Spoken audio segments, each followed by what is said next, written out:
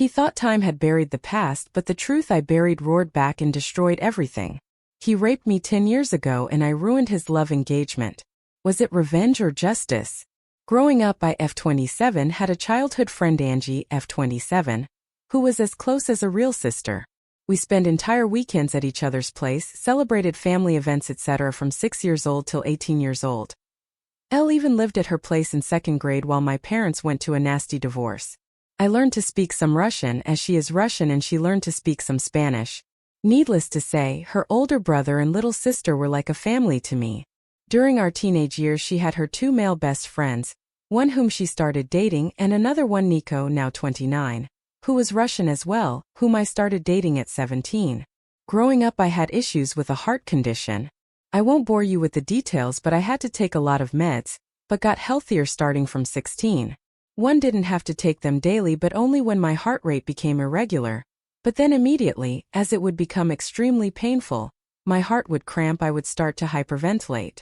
All my friends knew this, Nico included, and that I would black out if my meds got taken with alcohol. I didn't smoke much or drink much growing up as a result, since I was worried about my health and only did drink at home or in a safe setting. Legal drinking age is 16 here, and I only drank wine or beer if at all. I had my first time with Nico at 17, and when my parents stayed at a retreat 2 weeks later, he come over to have a date night. I did drink 1 glass of wine, but starting having health issues later, resulting in me taking my meds and being unconscious. I was a bit sore the next morning but didn't think much about it. 2 weeks later, I'm informing Nico that I'm late on my period and he starts to panic, confessing he had sex with me while I was unconscious. We had it before, so he didn't think much about it. Apparently he didn't have a condom, but since I was on the pill he figured it was alright, and he also didn't come in me but in a tissue. I felt violated and disgusted by myself. I didn't know how to describe this and only told Angie about it.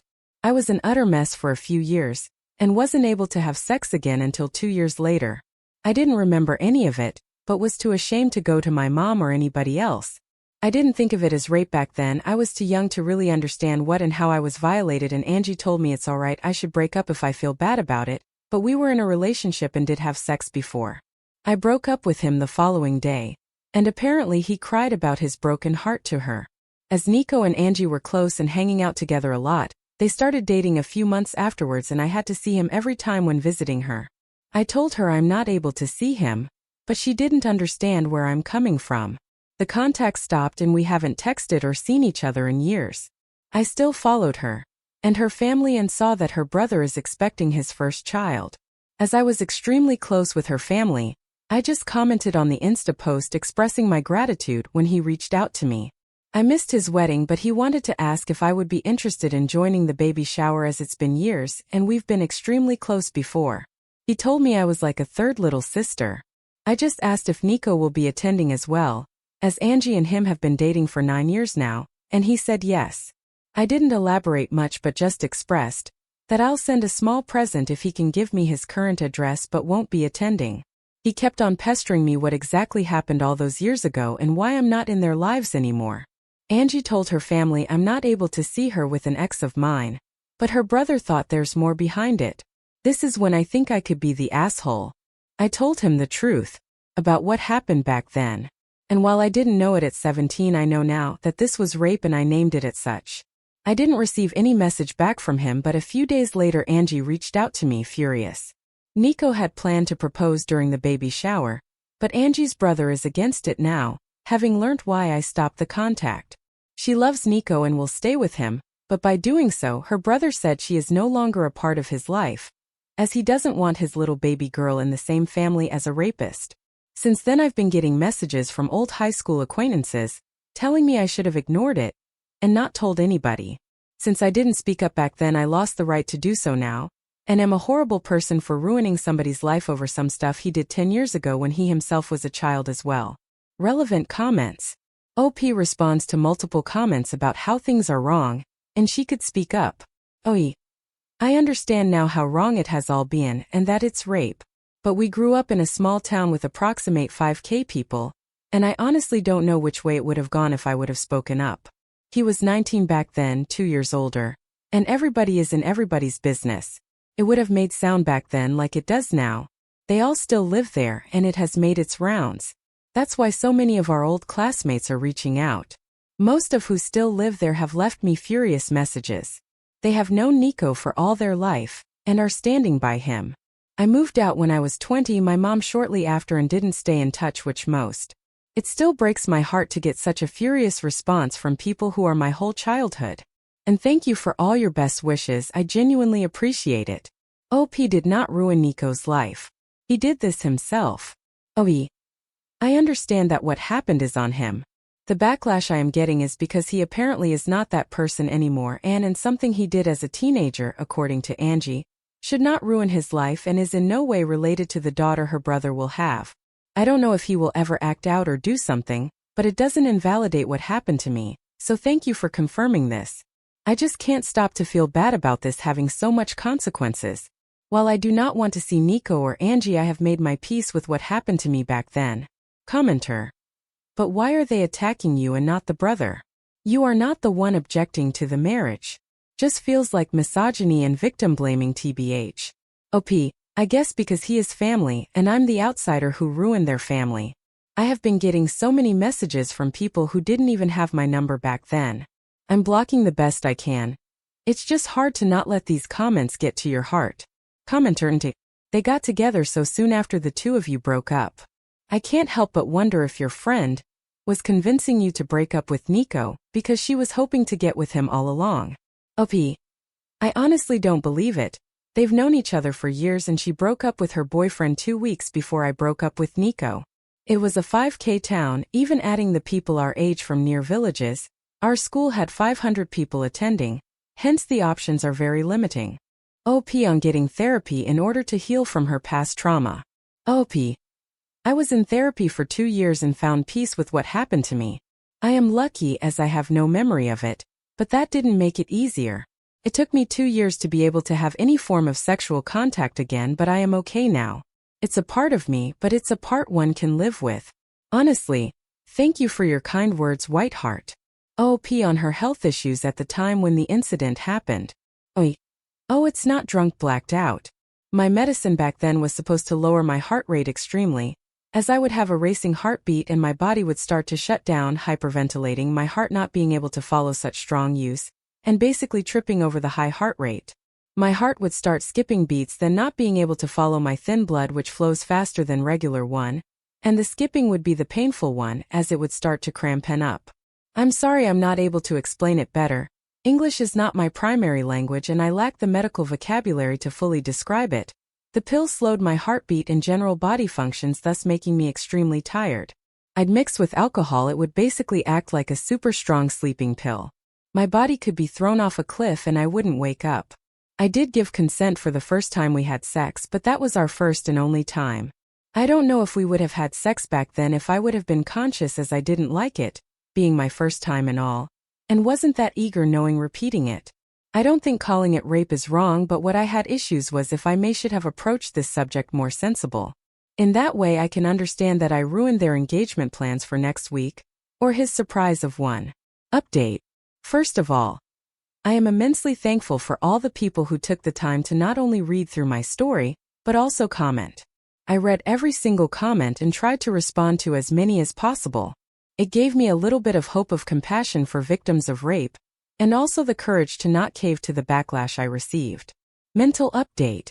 Reading all the messages defending my choices on speaking up made me realize how insecure I was on what I am allowed to do, and how much I was trying to make it right to other people besides myself. This especially included Nico and Angie.